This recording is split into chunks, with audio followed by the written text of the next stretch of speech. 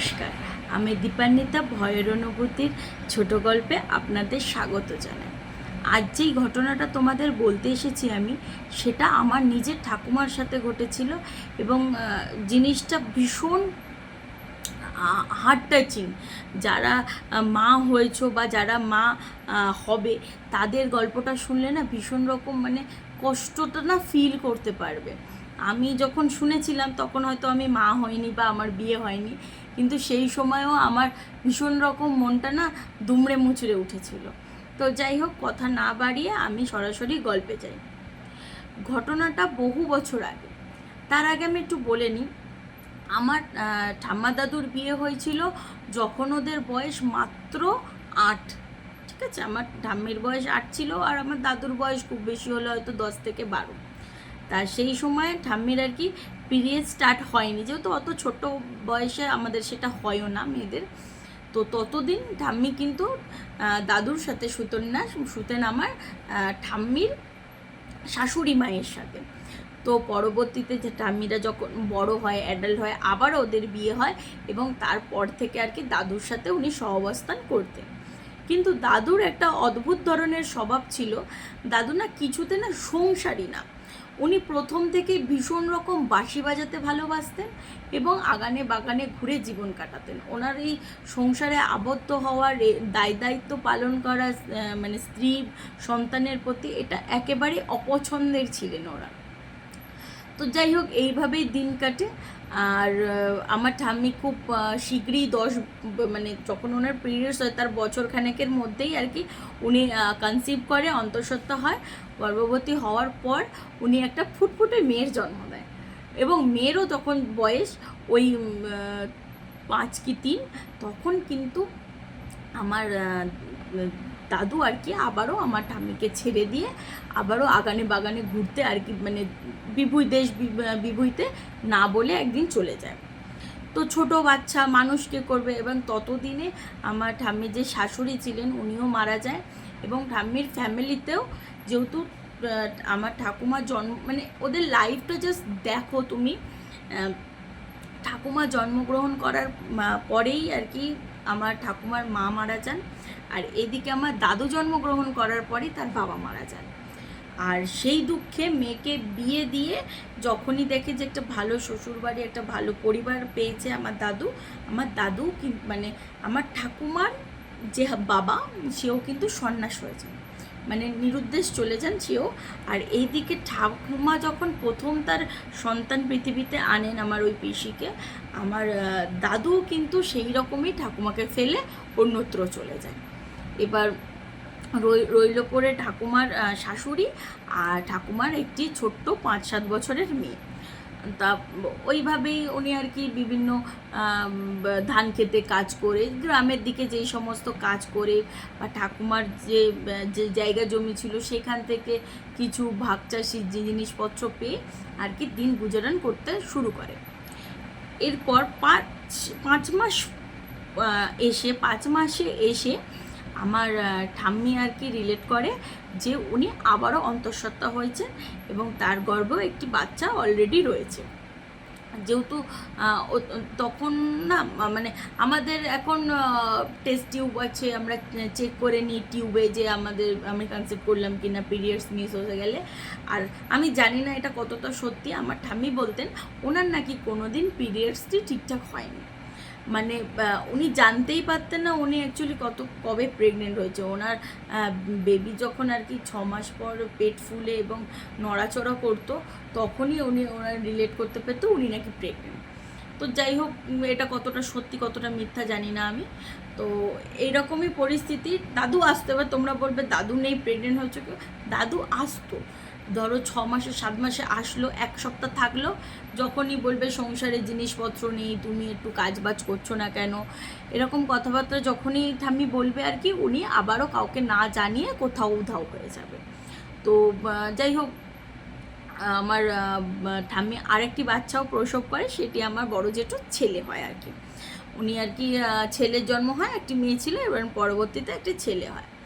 তো এবার সেই যেই টাইমটার কথা আমি বলছি, সেই টাইমে ভীষণ পরিমাণে না বসন্তর একটা প্রভাব দেখা দিত এবং তখন তো মানুষ অত সচেতন থাকতো না, সেই কারণে এই বসন্ত হলে অনেক মানুষেরই মৃত্যু হতো সঠিক চিকিৎসার অভাবে বা পরিষ্কার পরিচ্ছন্নতার অভাবে। আমি আমার ঠাম্মিকে এটাও বলতে শুনেছি যে ওদের বেবি হলে আমরা ব্লাড বন্ধ করার জন্য নানান রকমের মেডিসিন নিই, ওরা না ছাই নাকি সেই মানে ব্যথা জায়গা বা কাটা জায়গায় দিয়ে দিত। তো এটা বুঝতেই পারছো কতটা আনহাইজেনিক পরিবেশ ছিল তখনকার দিনে।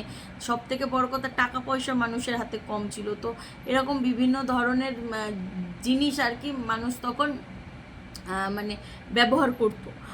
তো যাই হোক, গল্পটা অনেক বড় হয়ে যাচ্ছে তাই না।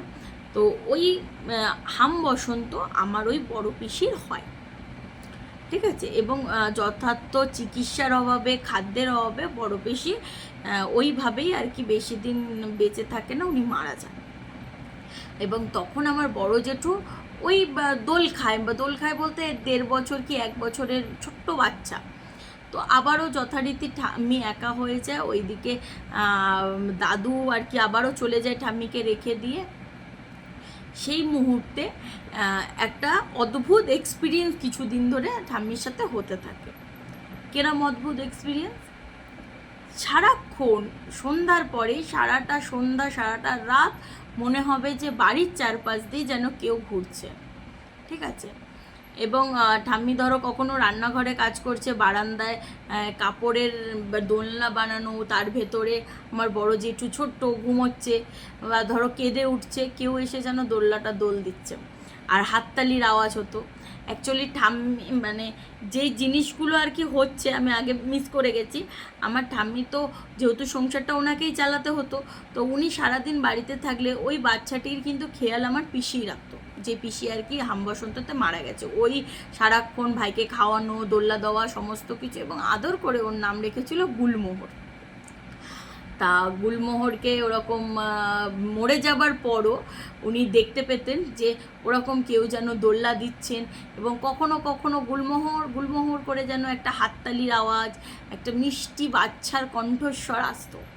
জিনিসটা দিনে দিনে দিনে দিনে এত বাড়তে থাকে যে সর্বদা আমার ঠাম্মি রিলেট করতো যে তার মেয়ে মরেও ওনাকে কিন্তু ছেড়ে যায়নি, সর্বদা তার পেছন পেছন কেউ একজন ঘুরছে।